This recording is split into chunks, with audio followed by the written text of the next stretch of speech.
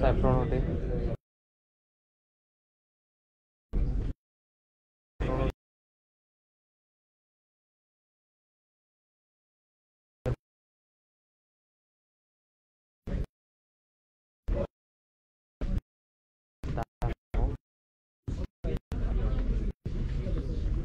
Saffron डावीकडे तर डाव्या बाजूला वळायचं, वळाल्यानंतर परत डावीकडे लगेच.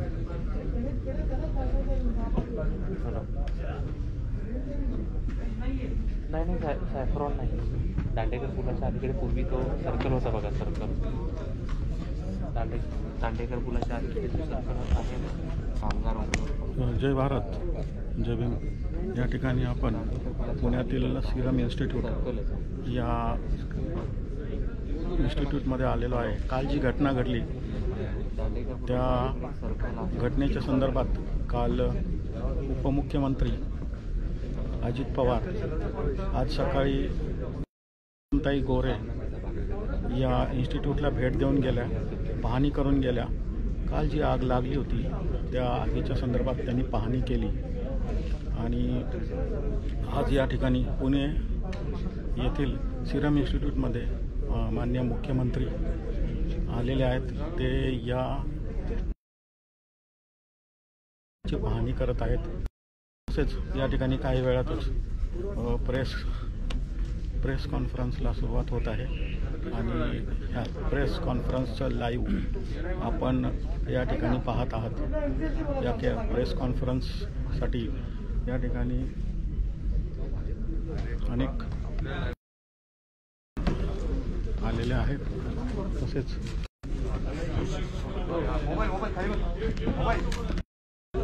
तसेच मुख्यमंत्री सुद्धा या ठिकाणी. तर आपण या लाईव्हला प्रत्यक्ष पाहत आहोत. काही वेळातच मुख्यमंत्री येणार आहे आणि पत्रकार परिषदेला या ठिकाणी सुरुवात होत आहे. आपण हा मुख्यमंत्र्यांचा जो पत्रकार परिषद आहे ती आपण या ठिकाणी लाईव्ह पाहणार आहोत. सम्यक क्रांती चॅनलच्या माध्यमातून आपणास विनंती आहे की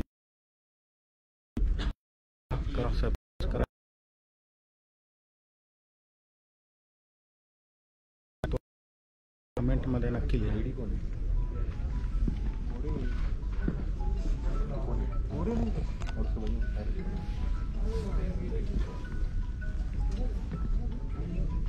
तर हा पाहत आहात तुम्ही जो स्टेज आहे, या स्टेजवर काही वेळातच पत्रकार परिषदेला सुरुवात होईल आणि माननीय मुख्यमंत्री उद्धवरावजी ठाकरे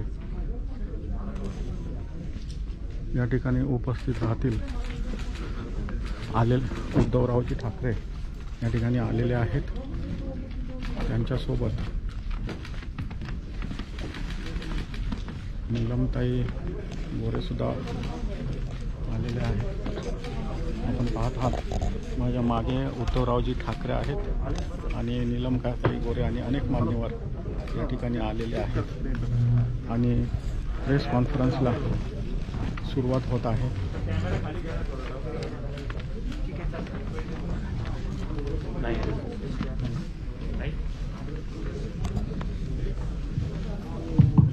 हॅलो,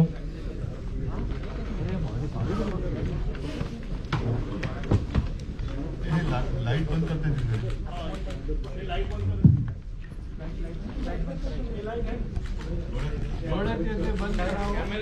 कॅमेऱ्याची लाईट. आता असं तुम्ही दिसत ठीक आहे. तुम्ही सुरू करा प्रश्न. आज आपण पाहणी केलेली आहे. दुर्घटना घडलेली आहे, अत्यंत वाईट आहे. काय एकंदरीत आपल्या पाहणीमध्ये आलेलं आहे आणि काय आपण सूचना दिलेल्या आहेत पुढच्या?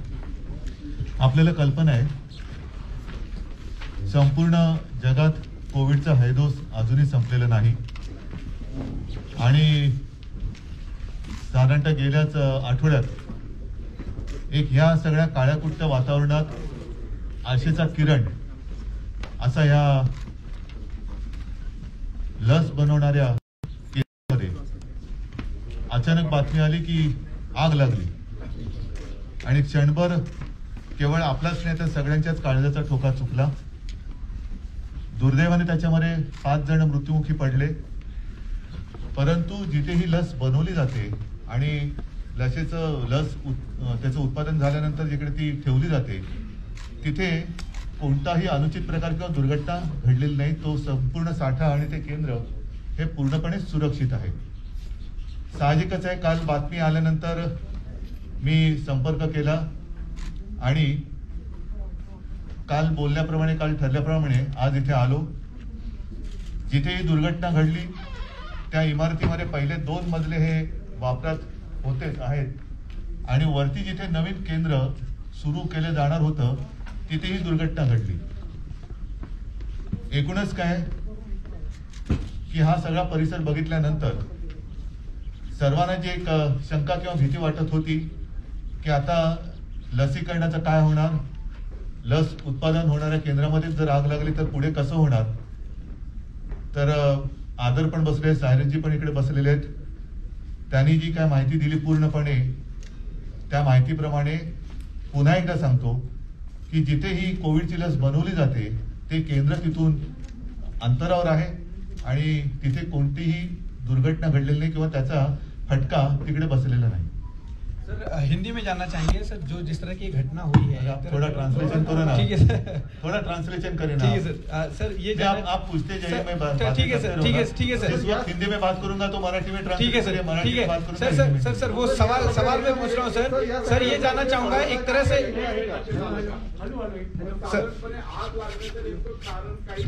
नाही, असं त्याच्याबद्दल चौकशी ही नीट सखोलपणाने केली जाते आहे आणि म्हणून मला असं वाटतं की तो अहवाल जोपर्यंत येत नाही तोपर्यंत असं कोणताही निष्कर्ष काढणं हे योग्य राहणार नाही. सर देश और दुनिया की नजर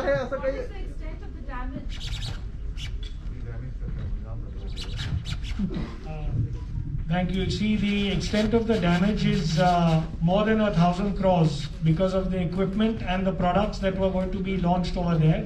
Fortunately, we have got multiple facilities, and as CM Saab explained, COVID-19 vaccine का कुछ इसमें इफेक्ट नहीं होगा सप्लाईज पे, मगर हमारे जो नए प्रोडक्ट लॉन्चेस थे विदेश अदर कंट्रीज के लिए, रोटा वायरस, BCG, उनका बहुत नुकसान हुआ है. मगर वो भी हम अभी कोशिश करेंगे कि अलग अलग फैसिलिटीज में सप्लाई का गैप हम मेकअप कर सकते हैं. मेनली लॉस फाइनेंशियल है, सप्लाईज को लॉस नहीं होगा मगर फाइनेंशियल बहुत लॉस हुआ है. सीएम सर आपसे जानना चाहेंगे, देश और दुनिया की नजर जो है सीरम पर है इस वक्त, क्या कोई साजिश इसके पीछे लग रही है अभी तक की जो बातें थी? अभी कुछ भी बातें करना इस बारे में ठीक नहीं रहेगा. जैसे मैंने कहा कि जांच की जा रही है और जब भी रिपोर्ट आ जाए बातें सब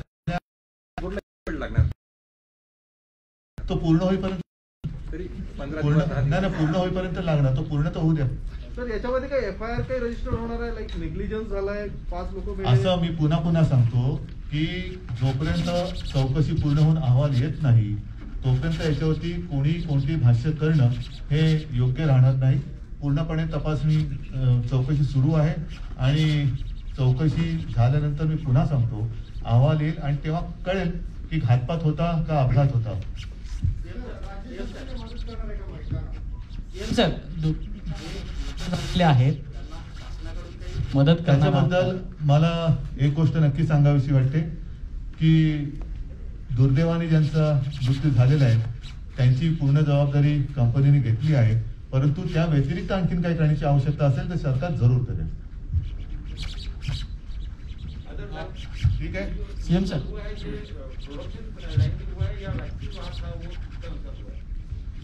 ये प्रोडक्शन फिलिंग लाइन और बल्क एरिया में हुआ है. 3-4 फ्लोर्स को डैमेज हुआ है, तो पूरा डैमेज रिपोर्ट भी आएंगे तब हम शेयर कर देंगे. पर पूरा ऐसे एरिया में हुआ. लेकिन सर वैक्सीन डैमेज हुआ है क्या, वैक्सीन स्पेसिफिक, बिकॉज जैसे कुछ पेपर में आज. भाई साहब मैं वापस रिपीट करता हूँ हिंदी में भी कि कोविड-19 वैक्सीन कोविशील्ड का प्रोडक्शन या वैक्सीन स्टॉक जो हमने स्टोर करके रखा है उसका कोई डैमेज नहीं है. और ये बहुत हम लकी थे भगवान के दुआ से और सब लोग के प्रेयर से कि ये दूसरे बिल्डिंग में हुआ है जहां दूसरे वैक्सीन बन रहे थे और उनको डैमेज हुआ है, वो भी हम अभी मेकअप करेंगे।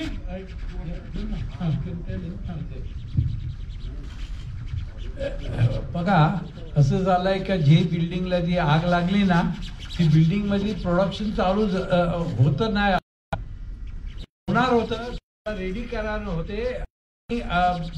बरं झालं का त्या बिल्डिंग आग लागली का, कारण की तिथं आपल्याला काही माल वॅक्सिन चं नुकसान बिलकुल नाही झालंय, आणि जे दुसऱ्या बिल्डिंग मध्ये आग लागली असतं तर फार दोष झाला असं आहे। आपल्या मंत्रिमंडळातल्या दुपारी एक ट्विट केलं, आदर सरांच्या अकाउंटवर ट्विट आलं की कुठलीही जीवितहानी नाही, आणि 4-4:30ला अशा बातम्या यायला लागल्या की वरच्या मजल्यावरती 4 मृतदेह सापडलेत। असं काय त्या 1 तासात झालं? तुमच्या ट्विट नंतर अगदी थोड्याच वेळात मैं समझाता हूँ क्या हुआ। हमारा पहला बहुत हमारा दिमाग था कि किसी को भी इंजरीज में तो डेथ नहीं होना चाहिए, तो वो हम उसके ऊपर हमारा दिमाग चल रहा था, वैक्सीन प्रोडक्शन पे नहीं। तो जब हमें पहले रिपोर्ट आया फायर डिपार्टमेंट दूसरे डिपार्टमेंट से कि सब अभी सही सलामत है, सब लोग को रेस्क्यू हुआ है, तो हमें बहुत रिलीफ आया और हम थोड़ा खुश हुए, तो हमने वो ट्वीट किया। उसके बाद क्या हुआ कि जब वो धुआं सब बाहर जा रहा था, उसके बाद अनफॉर्चुनेटली ये लाशों हमें फाइंड की, और क्या हुआ कि ये सब जो बाहर के कॉन्ट्रैक्टर के लोग के कामगार लोग थे, उनका पूरा हमारे पास लिस्ट नहीं था, सब अकाउंट नहीं था कि कितने लोग अंदर थे नहीं थे, तो ऐसा हुआ। और जैसे हमें पता चला कि ये ट्रेजेडी और ये हुआ, हमने वो अपडेट करके ये सैड न्यूज़ शेयर किया और फैमिलीज को कंडोलेंस किया, और हमारे पिता ने भी अनाउंस किया कि हम कॉम्पन्सेशन और सब उनका देख लेंगे। सीएम सर गेल्या काही दिवसांपासून मंत्रिमंडळ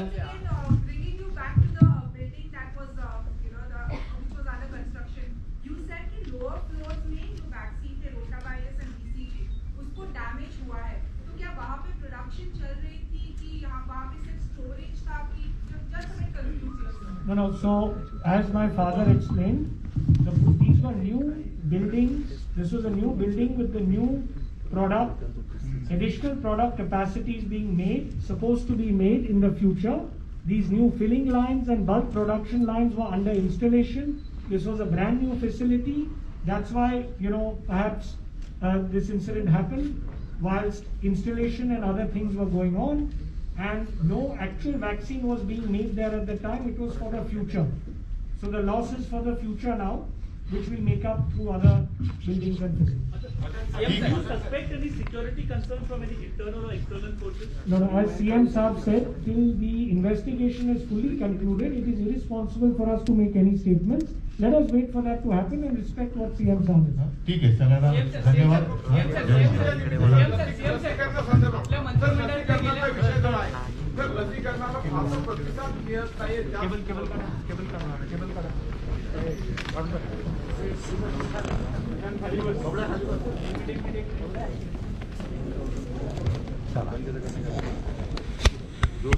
बंद हो जाएगा।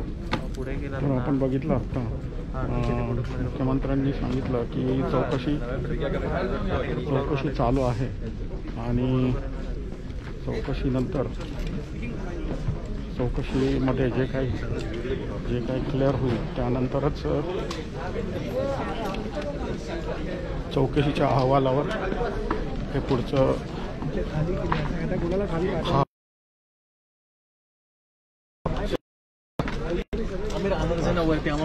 आता तरी प्राथमिक जी चाचणी होती ती अजून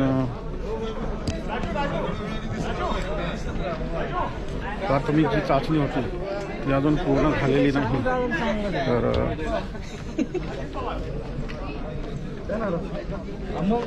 ती प्राथमिक चाचणी पूर्ण झाल्यानंतर अहवाल आल्यानंतर ते आपल्याला सांगणार आहेत। तर मुख्यमंत्र्यांची प्रेस कॉन्फरन्स आत्ताच संपलेली आहे।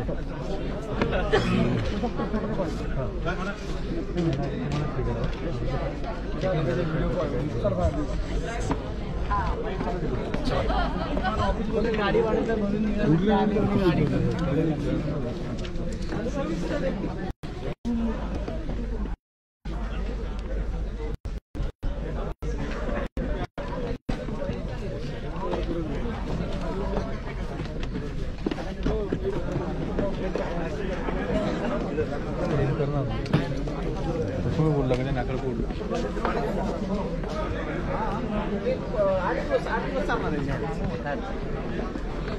हो तो VIP. तर अशा प्रकारे आत्ताच आपण मुख्यमंत्री आदेर पूनावाला, सायरस पूनावाला, नीलिमाताई गोरे हे सगळे मान्यवर या प्रेस कॉन्फरन्ससाठी उपस्थित होते आणि त्यांनी सिरम सर्व पत्रकारांनी सिरम इन्स्टिट्यूटच्या या आग लागल्याच्या प्रकरणी विचारणा केली. काही विविध प्रश्न होते, जसे सिरम इन्स्टिट्यूटच्या व्यतिरिक्त काही विविध प्रश्न होते जसं जे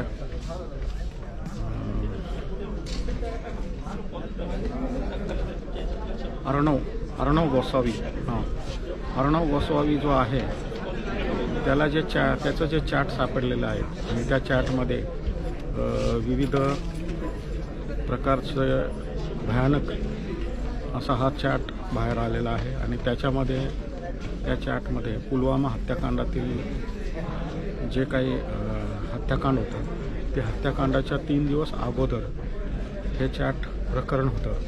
त्या चॅट प्रकरणी अर्णव गोसावीवर गुन्हा दाखल होऊन त्याच्यावर कारवाई होणार का, हा एक महत्त्वाचा प्रश्न होता. तो मुख्यमंत्र्यांना विचारायचा होता, परंतु आपण सिरम इन्स्टिट्यूटमध्ये असल्यामुळे आणि विषयांतर करता येत नसल्यामुळे तो जो विषय होता अर्णव गोसावी जो रिपब्लिक टीव्हीचा जो मालक आहे, सर्वेसर्वा आहे, जो माथेफिरू माणूस आहे, ज्याला डोक्याचा अजिबात भाग नाही, त्या व्यक्तीवर पुलवामा जे घटना झाली त्याच्या अगोदर त्याच्याकडे जे चॅट होते ते चॅट कुठून आले आणि ते चॅट संबंधी माहिती त्यांनी पोलिसांना, गृहमंत्र्यांना किंवा इंटेलिजन्स ब्युरोला का दिली नाही, असे अनेक प्रश्न उपस्थित होतात. ते प्रश्न मुख्यमंत्र्यांना विचारायचे होते, परंतु आत्ता जे प्रकरण होतं सिरम इन्स्टिट्यूटमध्ये आग लागल्याचं, त्या प्रकरणामुळे त्यांना ह्या प्रश्नाबद्दल विचारता आलं नाही. कारण या ठिकाणी गंभीर घटना घडली होती आणि या गंभीर घटनेच्या विषयी ते या ठिकाणी आले होते. त्यांनी पाहणी केली. पाहणी केल्यानंतर त्यांनी त्या सर्वांशी चर्चा केली आणि त्या चर्चेनंतर पत्रकारांशी त्यांनी पत्रकार परिषद घेतली आणि त्या पत्रकार परिषदेमध्ये त्यांनी यासंबंधी प्रश्नाची उत्तरे दिली. त्यामुळे अर्णव गोस्वामी आहे जो अतिशय माथेफिरू माणूस आहे, जो काय म्हणतात त्याला, वेळ पिपासू त्याला म्हटलं पाहिजे. ह्या माणसाबद्दल आपण सर्वांनी जनमत निर्माण केलं पाहिजे. आणि ही जी बाब आहे पुलवामा हत्याकांडाच्या चॅटची, ती चॅटची माहिती त्याला कशी मिळाली, कुठून मिळाली, त्यांनी माहिती पोलिसांना किंवा इंटेलिजन्स ब्युरोला का दिली नाही, हे सुद्धा त्यांना विचारलं पाहिजे. परंतु आजचा जो विषय होता तो गंभीर होता आणि त्या गंभीर विषयामुळे आपण मुख्यमंत्र्यांना विषयांतर करून या गंभीर विषयाच्या व्यतिरिक्त इतर प्रश्न विचारता आले नाहीत. तर अशी ही प्रेस कॉन्फरन्स आत्ता संपलेली आहे आणि मुख्यमंत्री साहेब आणि त्यांचे जे सहकारी होते नीलिमाताई गोरे हे इथून आत्ताच जस्ट निघून गेलेले आहेत. ते हडपसरवरून विमानतळाला जातील आणि विमानतळावरून ते मुंबईकडे रवाना होतील असं त्यांचं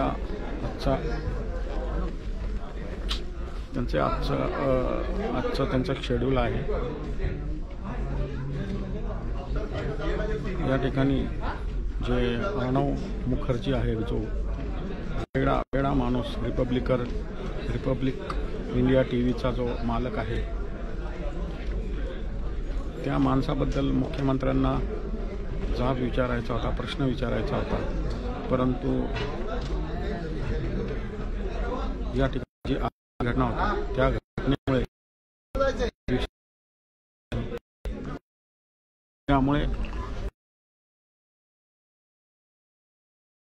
प्रश्न विचारता आला नाही. तर आपण हे सगळं लाईव्ह सम्यक क्रांती चॅनलवर पाहत आहात. आपले कमेंट्समध्ये आपला जो अभिप्राय आहे तो नक्की लिहा.